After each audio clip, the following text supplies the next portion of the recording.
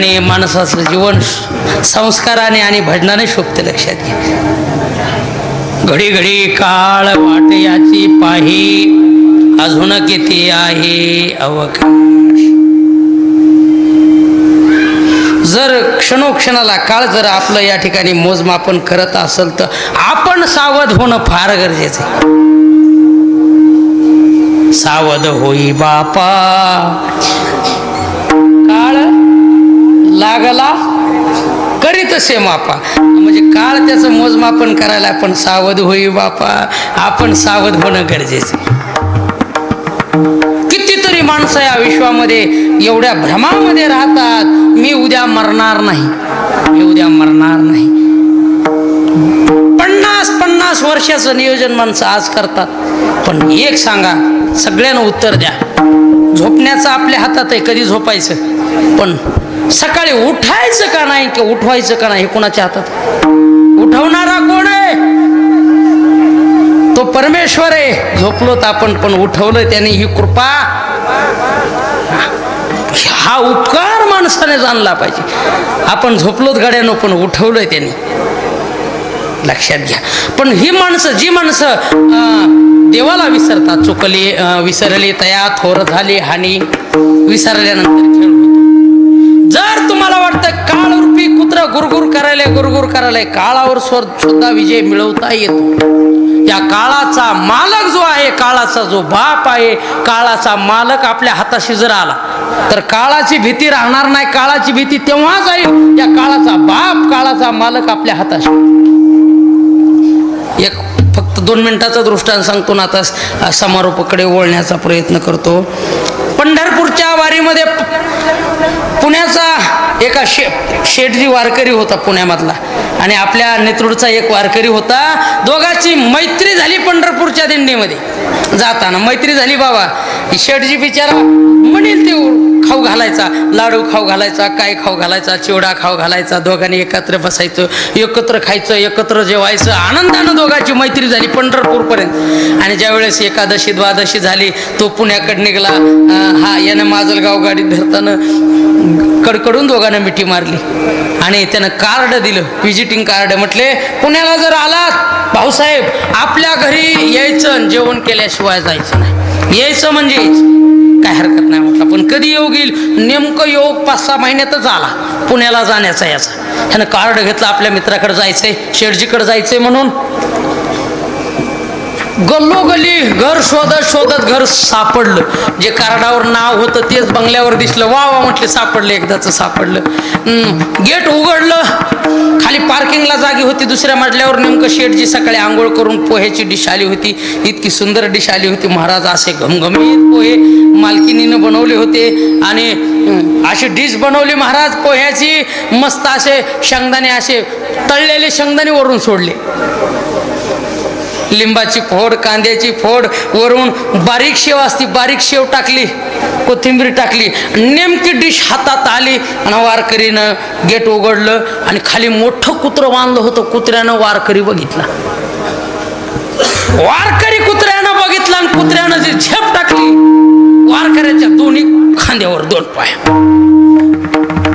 वारकऱ्याचं तोंड विठ्ठल विठ्ठल म्हणत नव्हतं, पायच विठ्ठल विठ्ठल म्हणाले. शेठजी, शेठजी, कुत्र कुत्र. कानावर वारकऱ्याचा आवाज आला. वारकरी म्हटल्यावर वाकून बघितलं खिडकी. अरे माऊली माऊली, हार मोत्या मोत्या मोत्या. शेठजीचा आवाज मालकाचा आल्याबरोबर कुत्र्यानं वरचे पाय खाली हो वरी सोप्यात जाऊन लपलं. आता मालका पुढं काय चालतं, सोप्यात जाऊन लपलं. माऊली माऊली या या या या या वरी वरी या. वारकरी वरी आले. थरथर चालूच होतं, थरथर थरथर. कारण नेमकं नाकापाशी गोर गोर गोर करीत थरथरी गेली नव्हती. वरी आला, बसा बसा म्हणले. लगेच स्वतःचा जागा रिकामी केली, वारकऱ्याला बसविलं. पहिलं नाश्ता करून घ्या म्हटलं. पहिला मग तेवढी त्याच्याकडे इतकी चांगली डिश आली, लगेच इतका पोटभर वारकऱ्याला नाश्ता खाऊ घातला. गुडघ्यावर बसला शेठजी, गुडघ्यावर. माऊली दमन होऊ द्या, माऊली दमला असतात, किती प्रवास केलाय, आनंदानं खा. हात जोडून शेठजी पुढं आणि हात जोडलेलं कुत्र्यानं बघितलं सोप्या खालून. कुत्र्यानं बघितलं, म्हणला हे तर आपल्या मालकाचा मालक दिसत आणि त्याच्या खांद्यावर पाय टाकला, आता अवघड झालं म्हटलं. आणि हे डिश रिकामी झालेली डिश ठेवायला उठला वारकरी आणि उठताना कुत्र्याच्या शेपटीवर नेमका पाय पडला. पाय शेपटीवर पडला. कुत्र म्हणला पोटाव जरी दिलास तरी गुरगुर सुद्धा करणार नाही. काय आता आणायच्या त्या माझाच मालक तुझ या ठिकाणी तुम्ही जिंकलेला आहे. आता माझा इथं ना विलास सगळा विलास फुटलेला. म्हटले पोटाव द्या नाही नरड्याव जरी देऊन मारलं तरी आता मी गुर करणार नाही. काळ रूपी कुत्र किती बी आपल्याला गुरगुर करू द्या, जर आपल्याला हरी सापडला ना तर आपल्याला ह्या काळाला भ्यायचं घाबरायचं. हरी आला हाता मग कैसी भय चिंता. जर देवच आपलासा झाला आपला तो एक, म्हणून महाराज म्हणतात देव करून घ्यावा तेने विनस्तिवा सुख नाही. मग या काळ रूपी कुत्र्याला घाबरायचं नाही, फक्त तो मिळणं महत्वाचं. देव एकदा मिळाला की मग सगळं या ठिकाणी कसं आहे, कर्मधर्म त्यांचा झाला नारायण त्यांचे पावन तिनेलो. आपण पावन होत पण तो मिळाला पाहिजे, लक्षात घ्या. जर देव मिळाला तर मग महाराज म्हणतात कसली चिंता राहत नाही. पण घडी घडी हे काळ वाट पाहते, पाहू द्या म्हणले, त्याचं काम त्याला करू द्या, आपण आपलं काम करू. जेवढं मिळालं आयुष्य तेवढं आनंदानं देवाच्या चिंतनात घालू. घडी घडी काळ वाटायची पाहे अजून किती आहे अवकाश. जेवढं आयुष्य मिळालंय तेवढं काय कमी नाही. महाराज म्हणतात हाची अनुताप घेऊन सावध काहीतरी बोध करी म्हणा. मनाला सांगतात हाची म्हणजे कसं, हाची शब्द सगळीकडे लावा.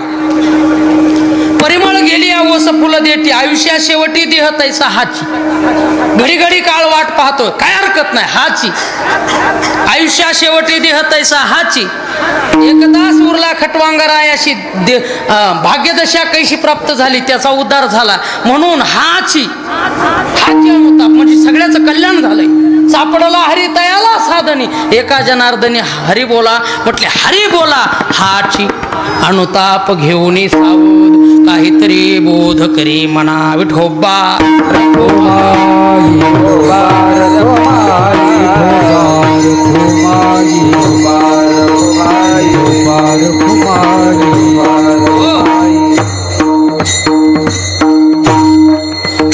महाराज म्हणतात एक तासापूर्वी खटवांगरायाला कळणार मरणार आहेत तरी सुद्धा त्याचा उद्धार झाला. का म्हटले, सापडला हरी तयाला साधनी एका जनार्दनी हरी बोला. म्हणून हरिमुखी गाता हरपली चिंता त्या नाही मागुता जन्म घेणे. पुन्हा पुन्हा या जन्म मरणाच्या फेऱ्यात पडायचं जर नसेल तर हरिमुखी गाता हरपली चिंता.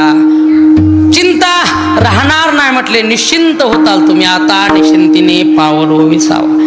कुंटलिया धावा तृष्णेच्या.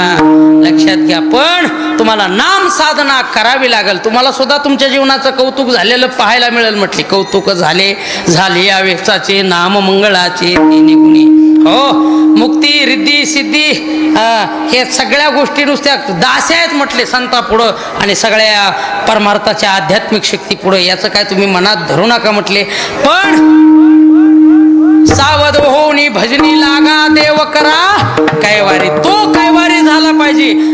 मग आता आड उभा राहे नारायण, मग तो मागे पुढे उभा राहे सांभाळीत आलिया आघात निवाराया. सगळ्या जीवनातले दुःख तो तुमचा निवारण करीन, नाहीस करीन. फक्त एक मनात ध्यान धरा, या जगात कुणीही कुणाचं नाही, आपुली आपण करा सोडवण. संसार बंधून थोडा वेगी आपुला तो एक देव करो निघावा. तेने बिन जीवा सुख नो है, सुख नो है. आपला तो एक देव करून घ्यावा. एवढंच करा आणि देवाचं सतत अखंड चिंतन करा. ज्ञानेश्वर माऊली